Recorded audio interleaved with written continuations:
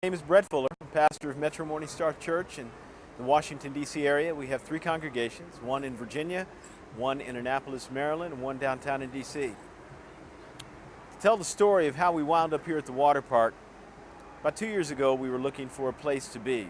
We had run out of our time at our office park, and we weren't going to sign another lease there.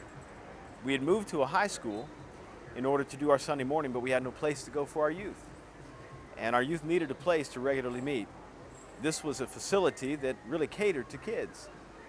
And I walked in to see if we might be able to lease it on a regular basis, and I just felt inspired as I walked through the door. I'm not quite sure how you would describe it except to say that God was speaking to me. He said, "Don't lease it, buy it." And that begins the story of how we wound up here.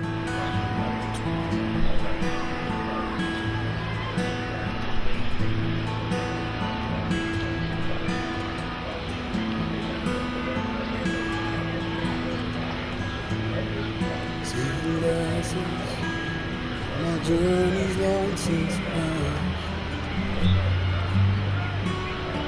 Passage of a soul. We went through these tangled webs we weave. It's on these voices of silence.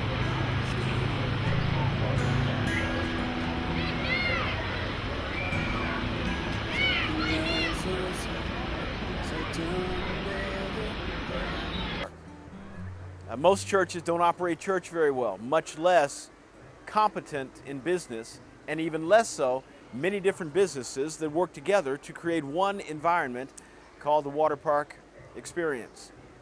Here we've got our water park that you see in the background. We've got food service, we've got birthday parties we do, we've got an arcade, and we have skating.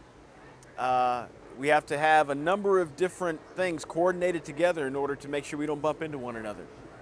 The group that owned it before did a pretty good job of running it, but it was not as profitable as it should have been. And who would have thought that a church could do any better? Well, we put our mind to it. And we realized one thing we knew. We knew people and we knew service. We knew how to treat people, we knew how to train people, and we knew how to serve our community. That we had been skilled in. God had helped us understand that we needed to be larger than just caring for our own, but really encompass our community and kind of stretch the borders of our heart. And so with those elements, we knew that we could probably be trained in anything that we needed to know if we could keep the basic principles of service and how to treat people. And so we ramped up in a hurry. You talk about the learning curve being scaled quickly. Gosh, we had to do it. We brought in some competent people who were water park experienced, knew how to do all the pH stuff and run pumps and train lifeguards and CPR and how many people we actually needed to be out here at the water park level. We had to have inside employee training. Turns out we've hired about 80 people in order to run this thing well.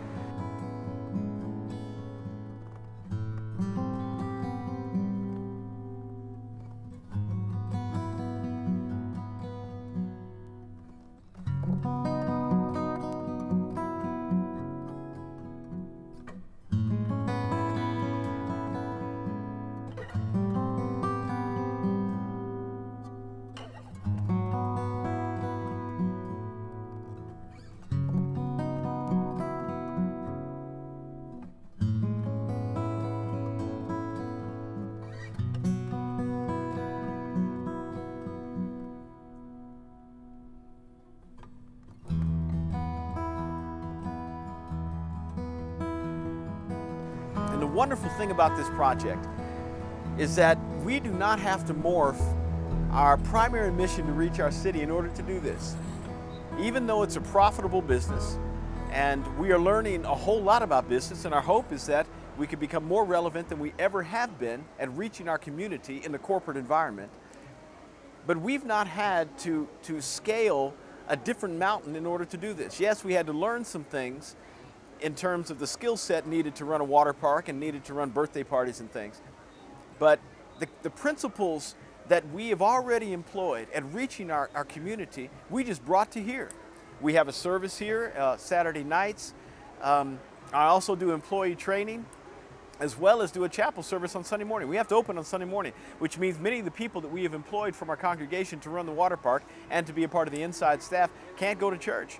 So what I do is I come over before we do our Sunday morning service in Virginia. I come over here to do a chapel service. And during that chapel service, it's a voluntary chapel service because we have a number of people who are not a part of our church and nobody has to come.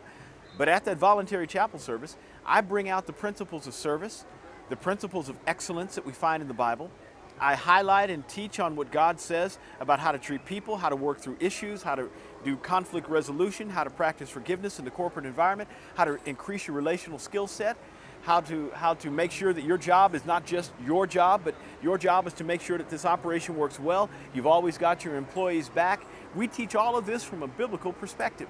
That's our chapel service. And what's wonderful is we not only have employees coming, but we've got employees' family members coming. And so we haven't had to morph a whole lot of what we already know how to do in order to make this possible.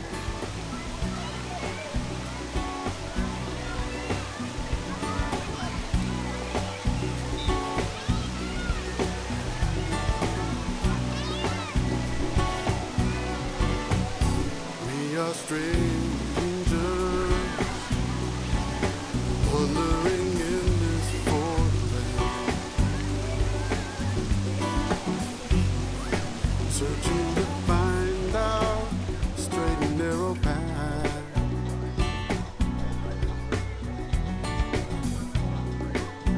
And at times we can define whether to move to the left or right. Moving on. We're serving our community. Our community absolutely loves this, and they're paying us on top of that. Now, you know, maybe it's my philosophy of ministry that has driven this, and I say guilty to that. I never wanted to have a church that was real traditional. I wanted to have a church that was relevant. I wanted to have a church that practiced the principles of the kingdom, not just the good ecclesiology of the church. That we became folks that went out into the community and became salt and light. And let's face it, church buildings are generally speaking now the most underutilized facilities in all the world. Their biggest space on their campus is probably used 6 hours a week at most. And it requires the most resources to run, it requires the most money to build. And I did not want to use that money just for a Sunday meeting. I wanted to use the money that our church began to raise in order to serve the community regularly. And so we have decided to build community in a very natural environment, yet to use the people who are part of the kingdom in order to do it. So the people who come here to the water park and pay for our services are rubbing up against some people that are really, really very kind and really care about them, that aren't just clocking in because they want a job, but they are trained at making sure they understand that their job is to help people have a wonderful experience at our spot, to serve them the best way possible, to make them walk out as happy as possible so that they want to come back and hang around folk like us. Now, we're not evangelizing people from 9 to 5 here. We're not doing that. We're not taking chapter and verse and slapping it up. We don't have John 3:16 cards held up every place. We're not doing that. But we are exemplifying the people that are part of the kingdom and the principles that come from the kingdom to our everyday clientele. We're serving folks and giving them a wonderful, wonderful time. On top of that, as a result of our good service, people are coming to church. Natural relationships are being built. Church members are bringing people here that they normally would not bring to church. They're telling them about the congregation that owns the water park. They're saying, your church does what? And that's a natural segue into, who in the world are you people? Why are you so different than many other churches that I've been to? And may I say this, I love the church. We stumbled into this. Even though my philosophy of ministry is driving the purpose behind what we do, stumbled into this. This has been God's grace. And I don't want to in any way demean any other congregation for doing what we've come to know as traditional church. Bless you. That's what I did for years. But God led me in this way. And so I had to be obedient to go this direction. And I'm so glad I did. Spirit of the living God, for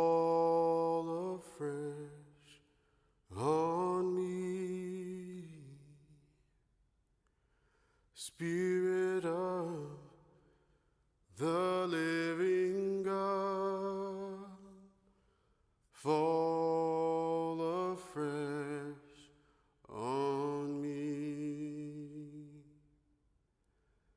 Melt me, mold me, fill me, use me.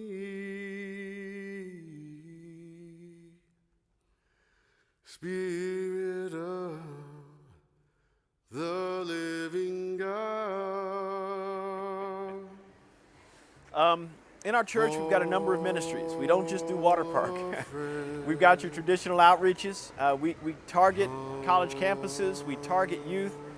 We're reaching out to Howard University with a traditional campus ministry evangelistic thrust where we've got a campus worker there doing Bible studies with campus clubs.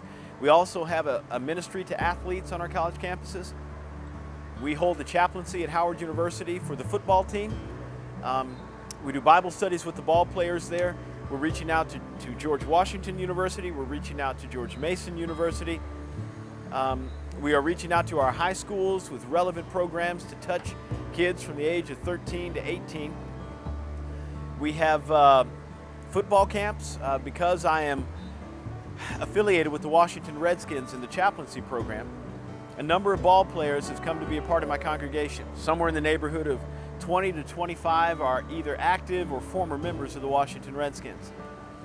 And so we do a football camp every year for high school kids from the age of 12 through 18.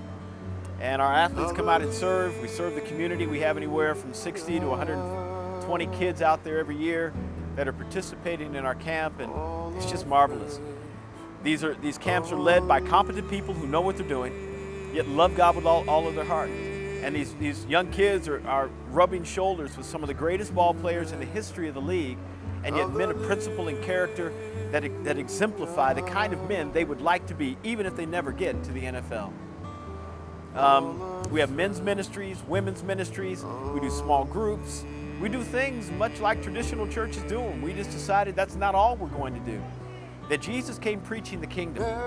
He didn't come preaching the church. There are over 150 references in the Gospels about the kingdom of God, either by John the Baptist or by Jesus, or people referencing the kingdom in and of itself.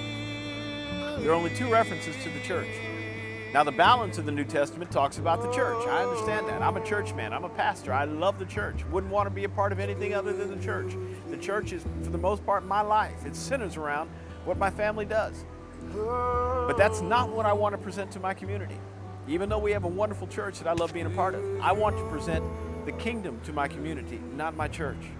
And the kingdom is much larger than my church.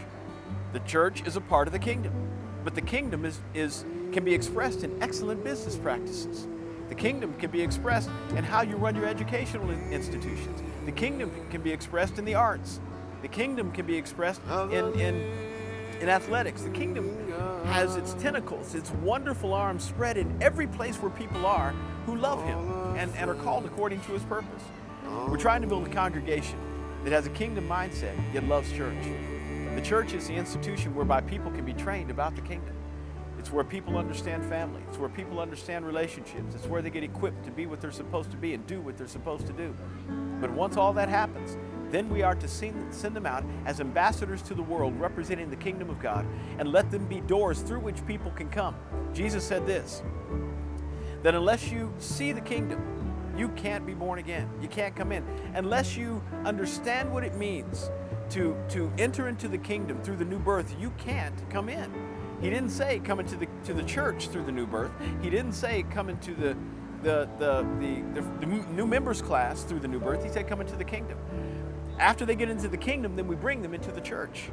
And I'm trying to provide many open doors for people to come into the kingdom of God, and then with pathways that lead them into the congregation, so we can introduce them to the family, so we can introduce them to training, so we can introduce them to character, so that we can introduce them to relationship and forgiveness, so we can train them for all that they are called to be, that they might be great emissaries of the kingdom back out in the world.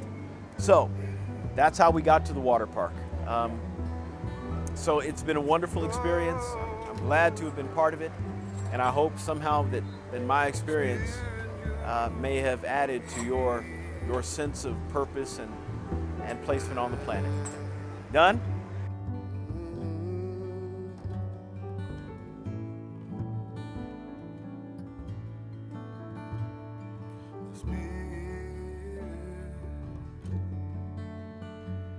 How the